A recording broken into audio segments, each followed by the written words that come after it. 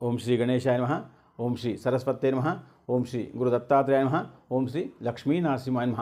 11 April 2026 శనివారం యొక్క దిని విశేషము మరియు పంచాంగము. దిని విశేషం ఏంటంటే, చాలామంది ఇళ్లలో ఇంటికి స్లాబ్ దగ్గర కొబ్బరికాయలు కట్టినే ఉంటాయి. కొన్ని ఇళ్లలో దేవుడి దగ్గర ముడుపులు కట్టి ఉంటాయి. కొందరికి చేతులు కంకణాలు కట్టి ఉంటాయి. ఇవన్నీ కూడా మీరు దీనికోసం కట్టుకున్నామో ఎప్పుడు పెట్టుకున్నామో జ్ఞాపకం ఉండాలి. ఒక జ్ఞాపకం లేకపోతే ఇవన్నీ కూడా ఒకరోజు మంచిగా పూజ చేసి ఒక పసుపు కలర్ బట్టలు పెట్టేసి నీళ్ళలో వేసేయండి. ఒకవేళ జ్ఞాపకం లేకుండా అవి ఉండిపోతే కూడా మనకు మంచిగా పనిచేయవు, చెడుగా పనిచేస్తాయి. కాబట్టి సమయం అయిపోయిన తర్వాత అన్నీ కూడా వేసేయాలి. కొబ్బరికాయని ప్రసాదంగా చేసుకొని తినేయాలి. కానీ మర్చిపోయిందని అలాగే ఉంచుకోకూడదు.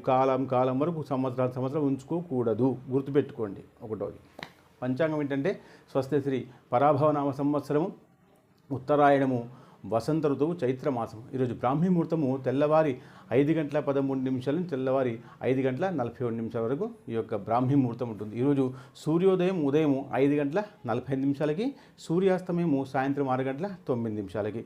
ఈరోజు తిథి బహుళ నవమి. ఇది రాత్రి 8:26 ఉంటుంది. దాని తర్వాత నవమి వస్తుంది. ఆ తర్వాత నక్షత్రము. ఈ నక్షత్రము మీకు ఉత్తరాషాఢ నక్షత్రము ఉదయం 10:12 వరకు ఉంటుంది.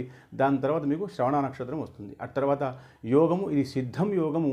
ఇది మధ్యాహ్నం 3:33. దాని తర్వాత మీకు సాధ్యమైనటువంటి యోగం వస్తుంది. ఆ తర్వాత కరణము, ఇది తైతుల కరణము ఉదయం 8:03 వరకు ఉంటుంది. దాని తర్వాత మీకు గరజకరణం వస్తుంది. రాత్రి 8:38 వరకు ఉంటుంది. వారము స్థిరవాసర అన్నారు. ఆ తర్వాత విశేషంగా శుభ సమయము, ఇది ఉదయం 9:55 నుంచి మధ్యాహ్నము 1 వరకు ఉంటుంది. ఆ తర్వాత మీకు రాహుకాలము, ఈ రాహుకాలం ఉదయం 9 నుంచి ఉదయం 10:30 వరకు ఉంటుంది. దాని తర్వాత యమగండము, ఇది మధ్యాహ్నం 1:30 నుంచి మధ్యాహ్నం 3 వరకు ఉంటుంది. దాని తర్వాత దుర్ముహూర్తము, ఇది ఉదయం 5:48 నుంచి ఉదయం 7:26 వరకు ఉంటుంది. దాని తర్వాత వర్జము, ఈ వర్జము మధ్యాహ్నం 2:27 నుంచి 4 వరకు ఉంటుంది వర్జము.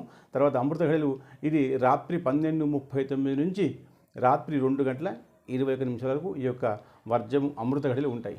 అయితే ఈ విషయాన్ని అందరికీ షేర్ చేయండి, లైక్ చేయండి, కామెంట్ చేయండి. శుభం.